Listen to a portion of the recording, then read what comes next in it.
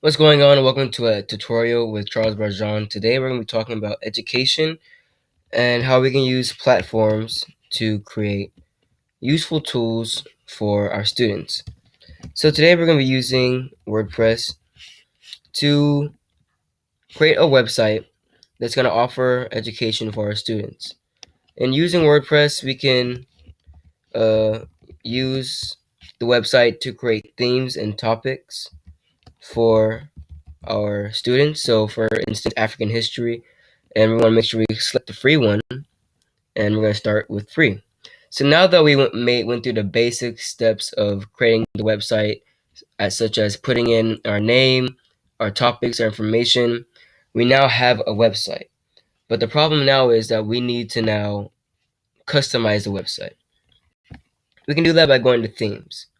When we go to themes, we want to make sure we select one that's simple and that's easy for students to understand and operate. So we want something as the independent publisher. I'm going to activate this design and customize site. Now this is the key note of creating a website, the customization. So as we see in a little bit as it pops up, give it a little more time to load. Okay, so Mr. Barjan is all it says now right here. But we want to make sure we have a tagline that goes underneath it. So we want to coin the term knowledge is power. This way, we have something that's like a tagline, something that's going to inspire the reader to, give them a theme to follow. Site icon, we can select the image, so we can find any image really. So we can go to media library, and let's select this as our site icon. Crop image, it's cropping, and now we have an icon right here. That's just basically gonna show in the corner of our website, just to make it a little more professional, because we're all about professionalism. Next, we want to go out of the site identity, and we want to look at font, homepage settings, and things like that. And with all this is basically how you make your website your own throughout these options. But for now, we're going to save it by hitting publish and Xing out of this. Now, the main point of having the website is actually using it as a teaching tool. And the only way we can do that is by going to blog posts and actually writing something for our students. Now, you can do this by clicking on write. We're going to go to Mr. Barjan, and we're going to start by typing something. So we're going to use something that's relatable. So we're going to type in module 1, African origins. And you want to make sure that the title is straight to the point. It gives a easily description as to what they're actually going to do. So since I don't know how to spell, I'll just delete the African part, the origin part. So module 1, African history. Something simple to the point. And this one, and the writing is up to you. The writing is where you instill information you want them to know. So if I can change the fonts, I can make it paragraph style, heading 1, 2, 3, 4, so forth and so on. So if I want a heading 1, the heading should be module, it should be the same as the title.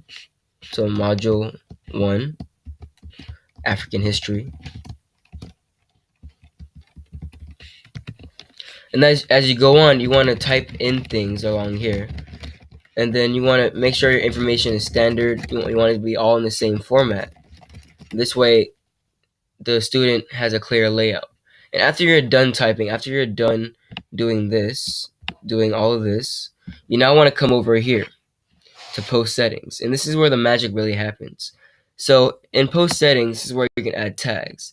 And similar to Instagram or Twitter, where you tag something that you want to be recognized. So I want to tag education. I want to tag African. And I want to tag history. So now that I have those 3 tags, at least I know now that if I go to Google right now and I search that my website's going to pop up. Now, sharing is also very important. So, show sharing buttons is something that you'll see right here. And that means sharing to Facebook, Instagram, Twitter, and showing the like button is just like Instagram, to where you click on the like button and you know who likes it. And this is crucial for your students, because if you know that your students are liking your posts that you're posting, you know that they're having a great understanding. And if you have a student that hasn't liked any of your posts, you now know, okay, what can I do to help my student understand? And this leads me to my next point.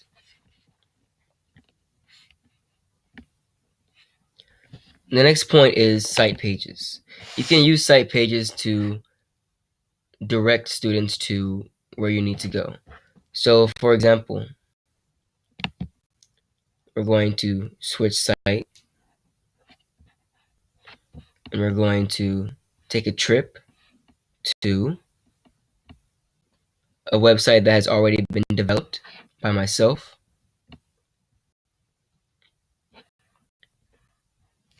So, we're just going to type in my information here. Oopsie daisy. So, we're going to type in information and we're going to get into this website. And what you'll find about my website is that I have something called site pages. And site pages is my menus.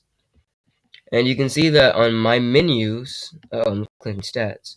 On my menus, I have it very laid out. So when you have things, I have more websites, support me, notice, is it okay, things like that. And these are here to direct your viewers or your students to things that you want them to see immediately. So, for example, your site pages are your menus up here. So if I say all about my poetry, this is going to bring a student or a viewer straight to the web page that's going to describe how I feel about my poetry. So all about my poetry is going to lead to basically an about me section of my website. And if I go to are you lost, it's going to say click blog post and it will take you back to where you need to go. So making a website for education isn't as hard as it sounds. All you need is to have an appealing website front, content, and simple directions or site pages and menus that can direct viewers to where they need to go. That will conclude my video, and I'd like to thank you for watching my video.